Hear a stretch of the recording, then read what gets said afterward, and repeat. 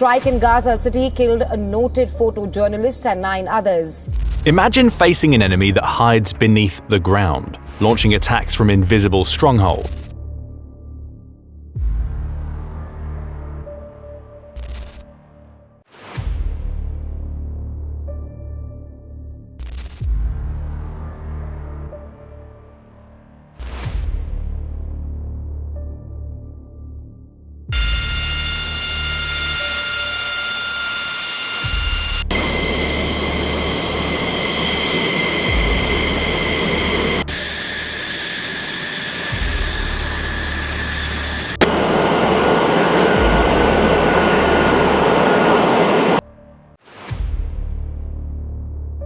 قدرت پاسخ خواهیم داد. ما منافع اونا رو، پایگاه‌های اونا رو مورد Ben Gurion Airport, we will not tolerate it. We will take very strong. Gaza Strip. They also show the extreme brutality and torture, violence, utter disrespect.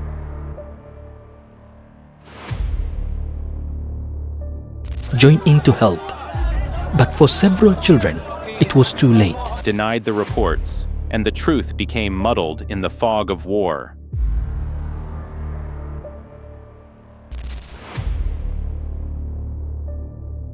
Emergency workers, using only their bare hands, raced to pull the injured to Transforming these violent conducts into a spectacle to be viewed and watched on social media posts.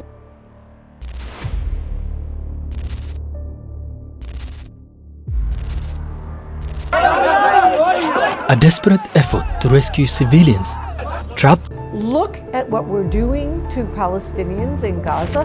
Look at how we are brutal.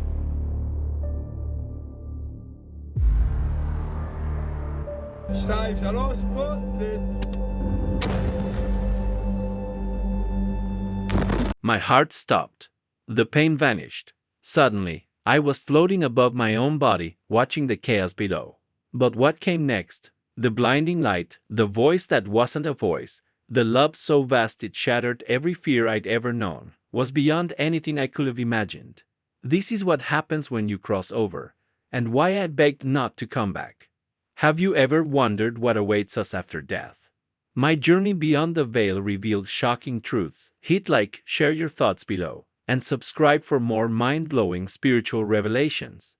I was born in a small town where everyone knew each other's names, where the streets were quiet and life moved slow. My parents were good people, hardworking, faithful, but like most folks, they carried their own quiet struggles.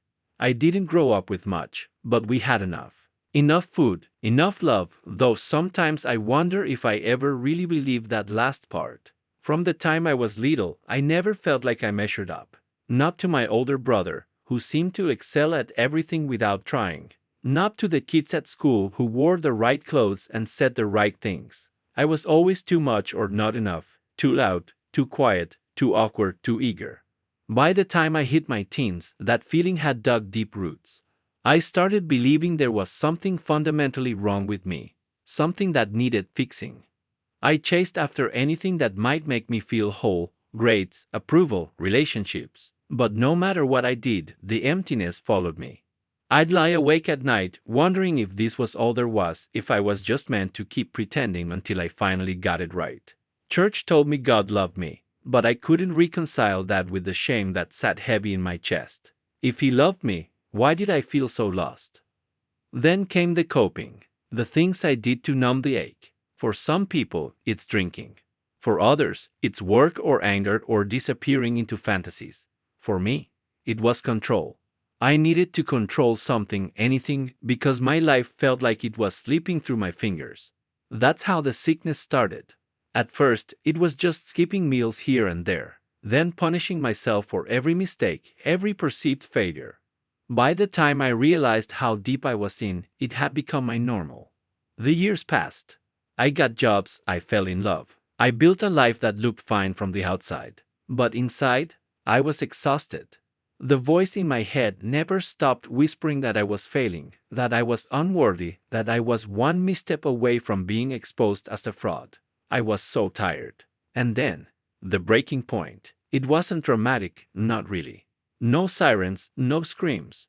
Just my body finally giving out after years of being at war with itself. One moment I was standing there, the next, everything went dark.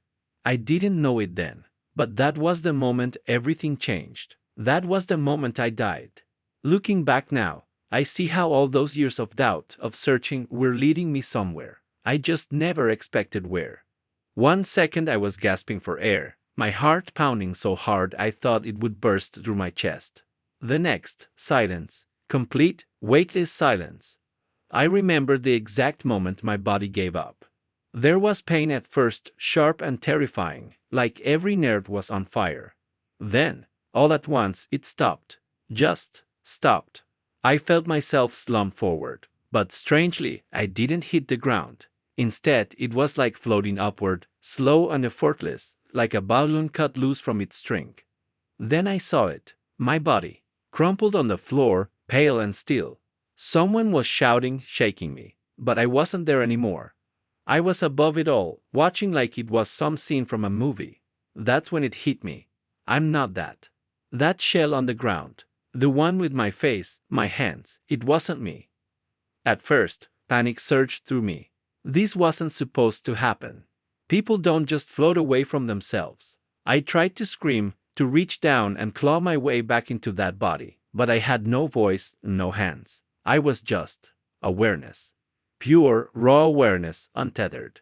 But then, warmth. Not heat, not fire, but something soft and golden, wrapping around me like a blanket. The fear melted away, replaced by a calm so deep it felt like coming home after a lifetime of being lost. I didn't understand how or why, but I knew, with absolute certainty, that I was safe. More than safe, I was free. The sounds around me grew distant.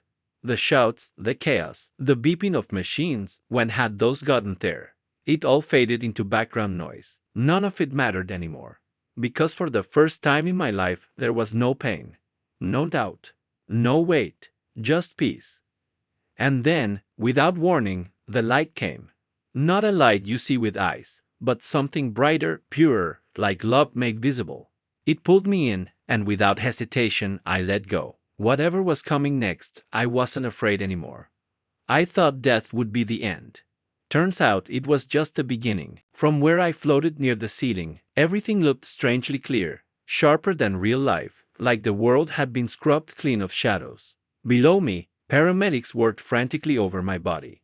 One pumped my chest while another fitted an oxygen mask over my face. A third shouted numbers to someone I couldn't see.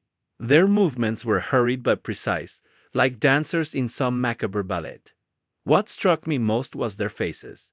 The young EMT with sweat dripping down his temple, he kept whispering, come on," under his breath like a prayer. The woman adjusting the IV bag had tears in her eyes, even though her voice stayed steady. These strangers were fighting for me with a fierceness I didn't expect. I wanted to tell them it was okay, that the body they were working on didn't matter anymore, but the words wouldn't come. Then the door burst open. My wife stumbled in, her hair messy from sleep, still wearing the old college sweatshirt she'd thrown on for our midnight ice cream run just hours before. The moment she saw me lying there, her knees buckled. A nurse caught her elbow, but she shook free and lunged forward, grabbing my limp hand. Look at me, she begged, her voice cracking. Just look at me, please. I'd never seen her like that, raw, terrified, completely unraveled. The sight sent a pang through me, but not from my chest. I didn't have one anymore, from whatever passed for my heart in this form. I reached for her, or tried to, but my fingers passed right through her shoulder. That's when the second realization hit. They're mourning someone who isn't gone. The body on that gurney wasn't me any more than a car is its driver. These people loved the shell I'd left behind because it was all they could see. They didn't know I was right here, more alive than I'd ever been. A paramedic pulled my wife back as they lifted the gurney. We're taking her now, he said, and the grief on her face nearly shattered me. But as they wheeled my body out, I didn't follow. Something held me there, watching the empty space where they'd been. A drop of my blood gleamed on the tile. Someone's forgotten glove lay crumpled near the door. Ordinary things, meaningless things, and yet they care so much about what happens to that body. The thought hummed through me, equal parts wonder and sorrow. All my life I believed I was that flesh and bone. That my worth lived in how it looked, how it performed. But here was the truth. I was the awareness watching from above. The love my wife felt, the dedication of those strangers, that was real. The rest, just a temporary container. The light around me brightened, pulsing gently like an invitation. One last look at the empty room, at the glove, at the bloodstain that would soon be mopped away. Then I turned toward it without regret. The ambulance could keep my body. I was going home. The light didn't just appear, it reached for me. One moment I was hovering near the ceiling. The next I was being drawn into a swirling tunnel of colors I had no names for. Not quite gold, not quite white, but something brighter and softer than both. There was no sound, yet the light seemed to hum, a vibration that resonated deep in whatever passed for my bones in this form. At first, I tried to resist. Some primal instinct made me clutch at the empty air, as if I could anchor myself to that hospital room. But the light pulled gently, insistently, like a parent's hand guiding a child. The farther in I went, the warmer it became. Not the suffocating heat of a summer day, but the cozy warmth of sunlight through a window after you've been cold for too long. Then the fear left, just evaporated. All those years of anxiety, the constant drumbeat of not enough, not good enough, gone. In their place bloomed a certainty so profound it made me want to laugh. Of course, this was where I was meant to be.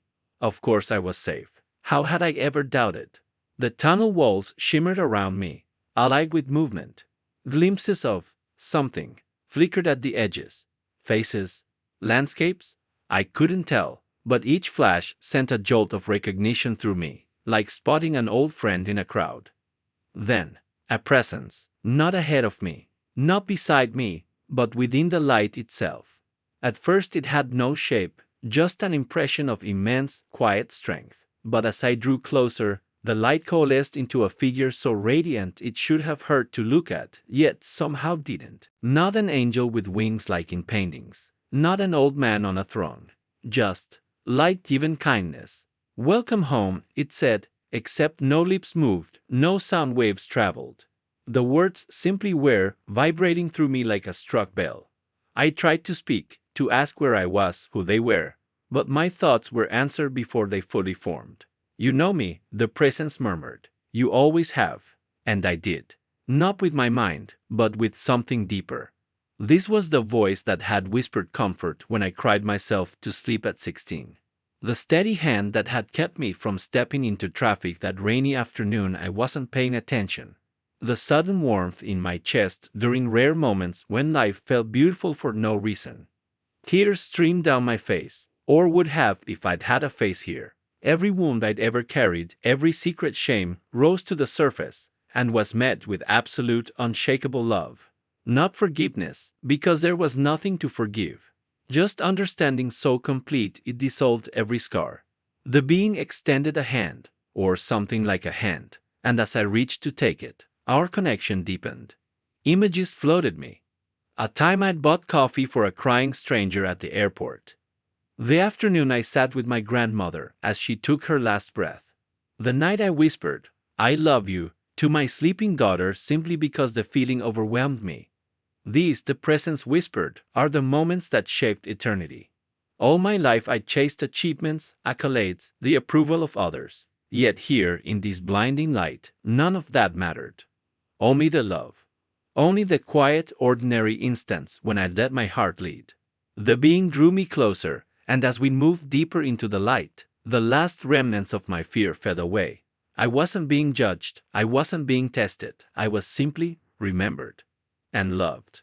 Not for what I'd done or failed to do, but because I existed. The light around me shifted, not fading but somehow becoming even more real, more alive, more everything. The presence I'd encountered in the tunnel wasn't just beside me now, it was everywhere. In the air, in the light, inside whatever form I had left. I didn't so much see God as experience Him. A vast, boundless awareness that held me without hands, knew me without questions. Words fail here. Human language was made for human things: sunrise, heartbreak, the taste of bread. How do you describe the indescribable? If I say God's voice was like thunder and whispers and silence all at once, it's only because those are the closest things we have. But his voice wasn't sound, it was knowing. Every thought I'd ever had, every secret fear, every hidden hope, he knew them before I did and answered before I could ask.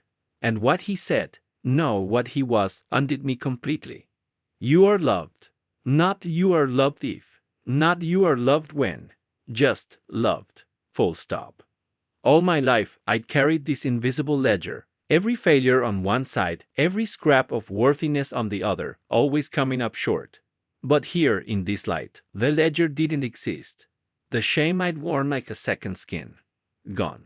The nights I'd lain awake replaying every mistake. Meaningless.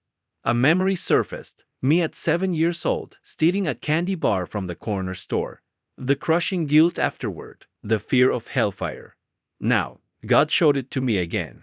But not my small hands slipping the candy into my pocket. Instead, he showed the store owner, Mr. Petrovich, watching me do it, and choosing to say nothing. Not out of anger, but because he saw the holes in my shoes, the hunger in my eyes. Saw and understood. Judgment was never mine, God whispered. It's the wall you built between us, thinking it would keep you safe. The truth of it hit me like a physical blow. All those years confessing sins, begging forgiveness for thoughts and deeds I was sure had stained me. God hadn't been keeping score. We had, humanity, with our rules and hierarchies and desperate need to earn what was freely given all along. Something inside me broke then. Not painfully, but like a dam giving way to a river finally allowed to flow. I thought of the pills I'd taken, the lies I'd told, the people I'd hurt, all the things I was sure had made me unworthy. But how? I asked, though my lips didn't move, couldn't move here. After everything I've done. The answer came wrapped in a love so fierce it should have shattered me, yet somehow held me together. The greatest forces in eternity, God whispered, are the loves too quiet to announce themselves. I understood now. The universe wasn't tallying sins versus good deeds. It was preserving every flicker of connection, every unguarded instant when we let our souls breathe through the cracks. The review ended as suddenly as it began. Standing again in that boundless light, one truth burned brighter than all others. We think our lives are made of years. They're really made of moments. And the ones that matter most are usually the ones we don't even remember. The light around me dimmed slightly, not fading but changing focus. Suddenly, I wasn't standing in that endless radiance anymore. I was looking down at Earth, but not the Earth I knew. Our planet hung suspended before me, wreathed in flames. Not the orange fire of wildfires, but something stranger, a shimmering, shifting veil of blue and silver that danced across continents. At first I thought it was beautiful, like watching lightning from space. Then I understood. These weren't ordinary flames. They were spiritual fires, burning away everything false. As I watched, tiny sparks began rising from the surface. Hundreds at first, then thousands. They streamed upward like reverse rainfall, each one a brilliant point of light. Souls, God whispered, coming home. The sparks passed right through me, and with each one, I felt a burst of joy so intense it brought tears to my eyes. A grandmother who'd spent her last years knitting blankets for orphans. A taxi driver who'd secretly paid hospital bills for struggling families. A child who'd shared his lunch every day with a classmate whose parents couldn't afford food. Their love was the fuel that carried them upward. But then I noticed others. Darker shapes moved among the flames. People-shaped shadows running, crouching, some beating at the fire around them as if trying to put it out. They weren't burning, but they weren't rising either. Just stuck. Why aren't they coming? I asked. The sorrow that washed through me then nearly brought me to my knees. It wasn't anger or disappointment, just pure, aching grief, the kind a parent feels watching a child refuse medicine that would save them. They still believe love must be earned, God murmured, that they're not worthy yet. The door is open, but they won't walk through. I saw a businessman clutching his briefcase to his chest as flames lit around him, shouting at the sky about fairness. A young mother hiding her children behind her, convinced the light would judge them. An old man sitting stubbornly in his burning chair, muttering that he'd had his chance. The hardest part. There were no demons dragging them down, no divine bouncers keeping them out, just their own refusal to accept what was freely offered. Free will is my greatest gift, God said, at my heaviest sorrow. I reached instinctively toward the struggling souls, wanting to help, but the vision shifted again. Now I saw how every act of love on earth created a thread of light between people. Some threads glowed strong and bright, lifelong friendships, selfless sacrifices. Others were faint but beautiful, a smile shared with a stranger, a small forgiveness. This is the real net, God whispered, catching souls before they fall. The revelation crashed over me. Hell wasn't flames or punishment. It was simply the space between the threads, the isolation we choose when we refuse connection. As the vision faded, one truth remained, burning brighter than the fires. Love isn't something you earn. It's something you surrender to.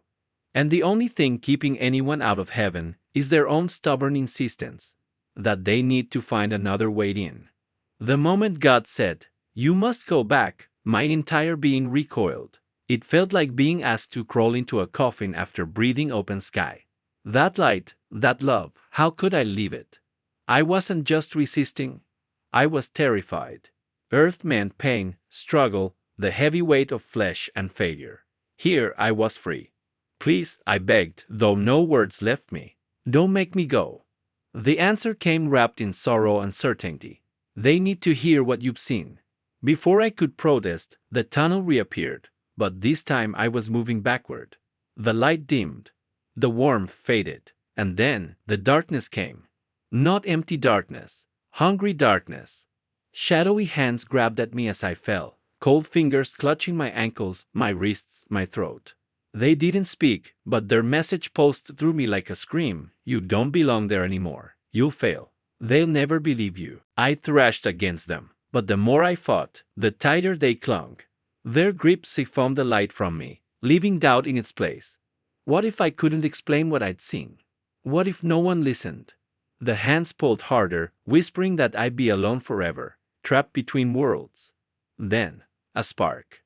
The memory of God's voice. "When you speak, it will change lives." The moment I grasped that truth, the hands recoiled like I burned them. They couldn't touch me when I remembered whose I was. The descent grew faster. The darkness thinned. I caught glimpses of the hospital room below, my body pale and still, doctors shouting, my wife sobbing into her hands. The sight should have comforted me. Instead, grief tore through me. They were mourning while I was mourning too, not for the life I'd lost, but the peace I was losing. "I can't," I whispered. God's reply was firm but tender. "You won't be alone. I go with you always." Then, with one final rush, the world snapped back into focus. Cold, pain, the gasp of air forcing itself into lungs that didn't want it, and the crushing, devastating truth. Heaven was real, and I'd just left it. The first thing I felt was the tube down my throat. A machine hissed beside me, forcing air into lungs that burned with every breath. Blinding white lights, beeping, the sour smell of antiseptic. My body felt like a lead weight, crushing me into the mattress. I tried to move, to scream, to tell them I'd been somewhere glorious, but my limbs wouldn't obey. A nurse leaned over me, her face swimming into focus. "She's back," she called out, fingers pressing into my wrist. Back? I hadn't been gone. I'd been found. My wife's face appeared next, streaked with tears. "Can you hear me?" she begged, clutching my hand so tight it hurt. I wanted to tell her about the light, about how love was the only real thing, but when I opened my mouth, only a hoarse croak came out. The tube. They'd silenced me when all I needed was to speak. A doctor shone a light in my eyes. "Pupils reactive," he muttered to a clipboard. "Likely hypoxic hallucinations from respiratory failure." Hallucinations. The word hit me like a slap. They thought I'd imagined it, that my brain had conjured heaven out of desperation. I thrashed weakly, trying to make them understand. The nurse pinned my shoulders. "Easy now," she soothed, as if I were a spooked animal. "You've been through trauma." The irony choked me worse than the tube. They called this living, this dim, heavy world of pain and doubt, and dismissed the radiant truth as delirium. When they finally removed the breathing tube, my voice came out shredded. "So, God," I rasped. The doctor's pen paused. He'd exchanged a glance with the nurse. "Common after near-death experiences," he said gently, "the way you humor a child. The brain releases DMT." "No," I interrupted, tears streaming. "Real. More real than this." But the more I insisted, the more their expressions shifted from pity to concern. By shift's end, they'd added a psychiatrist to my case. My wife held my hand but avoided my eyes. Even she thought I'd broken. Alone that night, staring at ceiling tiles where stars should have been, I realized the cruelest truth. I'd brought back the answer to every human fear. And they were diagnosing it as sickness. The first week home was the hardest. My wife tiptoed around me like I might shatter. My brother brought over a stack of neurology books, casually pointing to chapters about oxygen deprivation and false memories. Even my mother, the most devout person I knew, pressed her rosary into my hands and whispered, "Maybe don't tell people about, you know." I tried to show them instead of tell. I held my daughter longer when she hugged me. I stopped arguing about petty things, but the more peace I felt, the more they worried. "You're not yourself," my wife said, and the sadness in her voice cut deeper than anger ever could. Then came the pills, white ones to stabilize my mood, blue ones to help me sleep. They turned the world fuzzy at the edges, like a radio stuck between stations. The light I'd carried back from heaven dimmed under their chemical weight. Some days, I'd sit staring at the wall, trying to remember the exact shade of God's voice while my hands shook from medications that were supposed to fix me. The psychiatrist nodded when I described feeling detached. "Depersonalization disorder," he declared, scribbling on his pad. When I mentioned the life review, he adjusted my dosage. By the third month, I'd learned to lie. "Just dreams," I'd murmur when asked about the hospital. "Probably the drugs." Their relieved smiles felt like betrayals. The turning point came on a Tuesday. I was shuffling through the grocery store, meds buzzing in my veins, when a woman ahead of me dropped her wallet. As I handed it back, our fingers brushed, and for one blazing instant, I saw her. Not just her tired eyes or chipped nail polish, but the way she'd nursed her sister through cancer last year, how she let the neighbor's kids pet her cat even though she was allergic. The knowledge hit me like a lightning strike. God still spoke through me, just not in ways anyone expected. That night, I flushed the pills down the toilet. My hands shook for days from withdrawal, but my mind grew clearer. When my husband found me crying in the kitchen, I expected another lecture. Instead, he sat down and really looked at me. The first time in months. "You're different," he admitted, "but not broken." It wasn't full belief, but it was a crack in the door. I started small, telling my daughter how loved she was without conditions, buying coffee for the grumpy mailman just because. The more I acted from that place of knowing, the less I needed others to validate it. By the time spring came, something miraculous happened. My wife began leaving her phone behind during our walks, actually listening when I talked about how love outlasts death. My brother stopped citing studies, and one humid July evening, as we watched fireflies dance in the backyard, my mother squeezed my hand and said, "Tell me again what he looked like." The world might never fully understand what I saw, but I've learned heaven's best evidence isn't in convincing arguments. It's in lives slowly transformed by the quiet, stubborn refusal to stop loving. Before I died, I measured my worth in accomplishments, job titles, bank balances, the approval of people whose opinions shifted like sand. Now, I wake each morning with a single certainty humming in my bones. You are loved.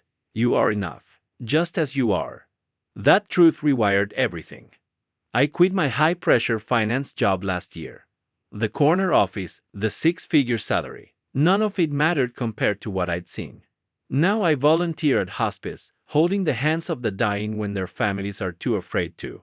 Funny how staring into eternity makes you unafraid of sitting with someone else's. My relationships changed too. I used to keep score, who forgot my birthday, who didn't text back. Now when a friend snaps at me, I see the exhaustion behind their eyes, the unpaid medical bill in their pocket. I call my father more, even though we still argue about politics. Love isn't the absence of conflict, it's showing up anyway. The biggest shift was internal. That critical voice in my head, the one that whispered failure, fraud, not good enough, went silent. Not because I became perfect, but because I finally understood. God isn't waiting for us to become worthy. He's waiting for us to realize we always were. I don't chase happiness like a prize anymore. Joy finds me in unexpected places. The smell of rain on hot pavement, the way my dog sighs when he flops against my feet. Dying taught me that heaven isn't some distant future. It's the love we miss while obsessing over what we lack. People ask if I'm afraid of death now. I'd laugh. The only thing that scares me is living as if that light wasn't real. So I speak about it. Not just in churches, but in grocery lines, at PTA meetings, to the tired cashier counting change. Sometimes they listen. Sometimes they edge away. Either way, the truth doesn't need their belief to exist. If I could leave you with one thing, it's this. Stop trying to earn what's already yours. That promotion won't make you worthy. That perfect body won't make you loved. You think your flaws disqualify you. God showed me a secret. Our so-called imperfections are often the very cracks through which His light reaches others. The next time you're alone in the dark, do this. Raise your hand over your heart. Feel that. The steady drumbeat keeping time with galaxies. That's not just biology. It's a love letter whispered into your bones the moment you were conceived. You are enough. Not when you lose 20 pounds. Not when you find the right partner. Not when you finally forgive yourself. Now, this moment, as you are. The rest, the striving, the worrying, the endless hustle for worthiness is just noise. Beautiful, heartbreaking human noise. But beneath it, that unshakable love I encountered still pulses. In you. Through you. My purpose is simple now. To live like someone who remembers. And to remind you, however I can, that the love you crave has been yours all along. You don't need to die to know this truth. Just quiet the world long enough to hear it. If you take nothing else from my story, remember this. Love is the only thing that's real. Not the flimsy conditional love the world teaches. Not the kind that demands you earn it or fears losing it. But the fierce, unshakable love that formed your atoms and calls you home. Everything else is just shadow. I learned this the hard way. I had to die to understand what life was for. But you don't. You have this moment, this breath, this heartbeat, and that's enough. Look around you. The coworker who irritates you. They're fighting battles you can't see. The stranger who cut you off in traffic. They might be rushing to a hospital bed. Even the person who hurt you deeply, they too are someone God loves without limits. This doesn't excuse harm, but it changes how we heal. Judgment builds walls. Love builds bridges. Try an experiment today. 1. Pause before reacting. When someone annoys you, ask, what pain might be driving them? 2. Give without keeping score. Pay for someone's coffee. Listen without waiting for your turn to speak. 3. Talk to yourself like God talks to you. Would you call a loved one stupid for making a mistake? Then why say it to yourself? This isn't about being perfect. It's about being awake. The moments that matter in eternity aren't the ones where you got everything right. They're the ones where you chose love despite fear, despite doubt, despite every reason not to. I used to think faith was believing in God. Now I know it's believing God about you. That you're worthy, that you're held, that your ordinary acts of kindness ripple farther than any achievement ever could. So here's my challenge. Live today like you already know the truth. When stress tightens your chest, remember, asterisk, this is temporary. Love remains. When shame whispers you're not enough, answer, I am loved as I am. When the world feels dark, be someone's flicker of light, even if it's just a smile at the bus stop. Death taught me how to really live. Not by avoiding pain or chasing constant happiness, but by anchoring myself in the one thing nothing can destroy. The certainty that we are all, always, infinitely loved. Will you let that truth change you? Not tomorrow. Not when life calms down. Now, as you read these words. Because heaven isn't waiting for you on the other side of death. It's whispering to you in every moment you choose love over fear. Death taught me how to really live. Will you let it teach you too? This journey isn't just my story. It's a mirror for your soul. Did your heart race when I described God's voice? Comment below which moment hit you hardest. Like if you believe love is the answer, share with someone who needs this truth, and subscribe, because what if the next video helps you remember who you really are? See you in the comments.